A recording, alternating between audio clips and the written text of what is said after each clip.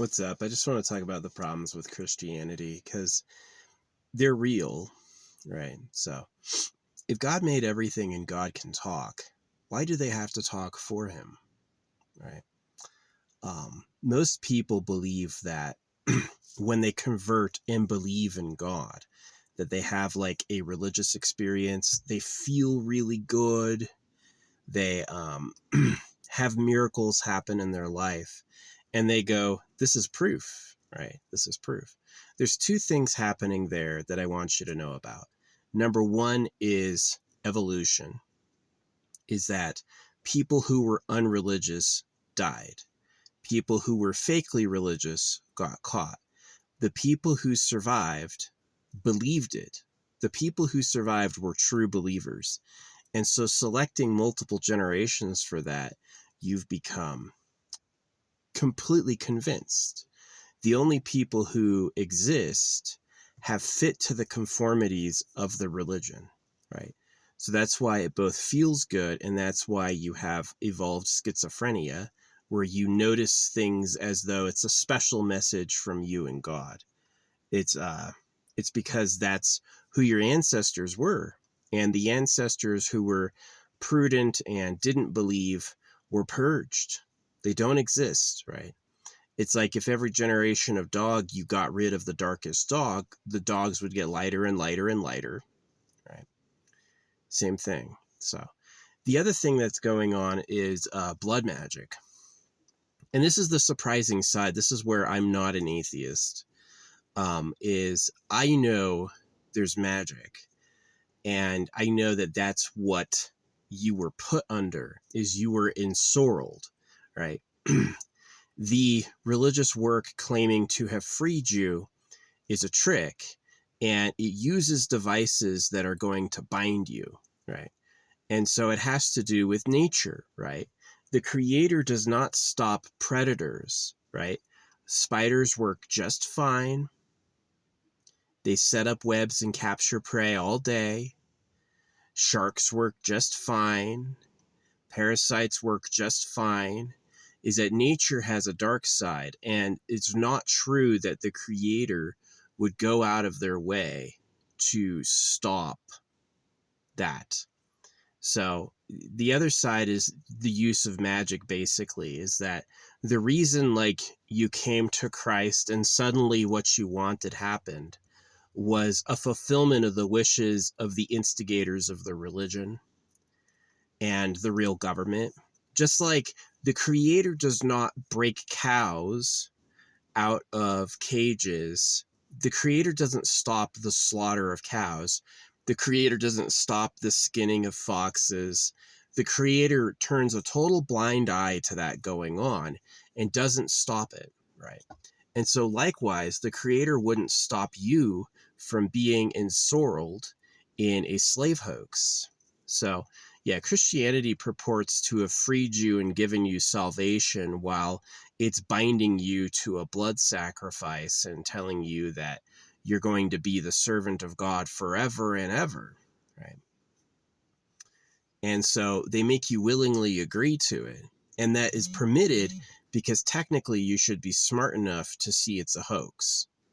Technically, the test of do you go with the cult is, are you smart enough to think for yourself?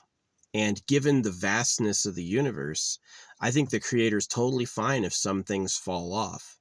Some worlds can die, some civilizations can end, and that itself is within balance of everything happening. So it's a very severe and scary conundrum. It's not like it's not guaranteed good. It's a big problem. But yeah, that's the problem with Christianity, is it's just fake. It's just not real. The major stories are unrevealed nonsense. The creation of the world, the angels, the all that stuff is mishmash noise to make it sound like it has gravity, and it mostly just threatens you into doing what they want. So it acts like the rebel of the world. The religion acts like it's the rebel against worldly power, but it's the opposite. It's really the face of worldly power rebelling against free people. That's what it really is. So, yeah. These Christians, I mean, they could be bots, of course, but these Christians like arguing with me. And it's like, don't you know that they would, um, that if God could talk, he would talk? Don't you know that? Wouldn't that make sense, that God can speak and so he would show up and defend himself? That God made everything and then he asked you to make the book for him? It's just a scam. It is a scam. Sorry, I had to sneeze. They say you sneeze when you're telling the truth. Yeah, if you say something and you sneeze right after, it means it was real. So, yeah, that's all I want to say about Christianity. It's a scam. Beware. If you believe it, it's going to cost you. It's going to cost you and the ones you love. And the people who made the scam are a lot more powerful than they seem. Sun Tzu's Art of War. When you're strong, pretend to be weak. And when you're weak, pretend to be strong. Well, who pretends to be, humble and weak, right? The religions, the creators of the religions, they pretend to be these like really modest ascetics, these people who've given up material pleasures to come closer to Christ. So that's a front. And then the people who pretend to be really powerful are like the rich, the people who use the God money. USA. How is a brand new country really the strongest in the world, right? So when you're weak, pretend to be strong. I've had it explained that nukes are a hoax. I kind of believe it.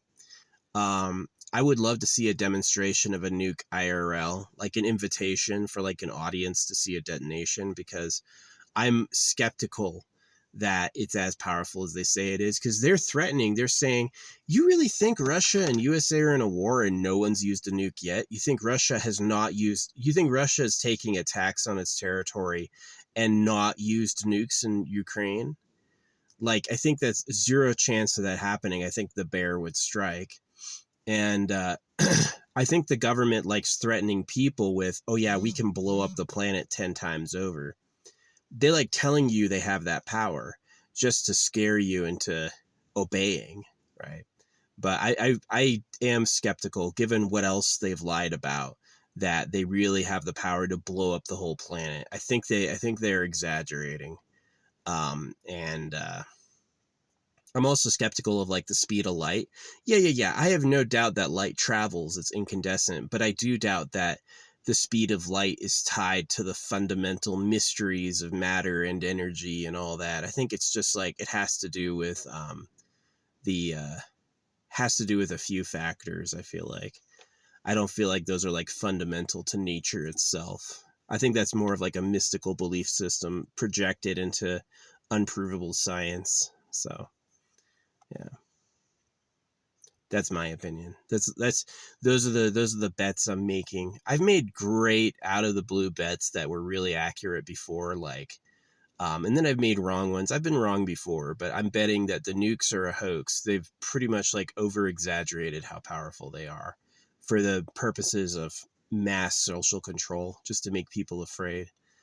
And then I also think that the speed of light is not integral to the operation of the universe. Yes, incandescent light has a speed, but I don't think it can be like equals MC squared. I think he's a circumciser. When he goes like when it's important to remember that when Einstein goes, "Do you believe in God?" and he goes, "I believe in Spinoza's God." It's important to remember that Spinoza was a Jew. So it's and those things, they like a flower or like bait, right? They make it seem really legit and really respected and really deep. And it's just to get you. Same thing with the internet. Like, I'm putting this idea out there on the internet. That's probably foolish. Like, who's really going to hear it and see this online? You know? So, pretty bad. Pretty bad, I feel like. Yeah. Anyway.